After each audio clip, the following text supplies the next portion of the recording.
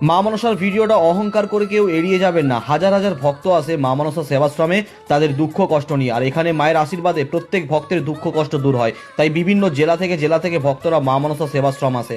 আপনিও যদি মা মনসা সেবাশ্রম আসতে চান তাহলে বাঁকুড়া জেলার সোনামুখী থানার অন্তর্গত ইছারিয়া গ্রামে মা মনসা দেবীর জাগ্রত মহাপুজোতে, যে মহাপুজো প্রতি শনিবার ও মঙ্গলবার হয়ে থাকে। তাই আপনার জীবনের যে কোনো সমস্যা নিয়ে আপনিও চলে আসুন মা মনসা সেবাশ্রম। আপনার জীবনে যদি কোনো সমস্যা থেকে থাকে তাহলে আপনিও আসুন মা মনসা দেবীর চরণে, মা মনসা দেবীর মহাপুজোতে।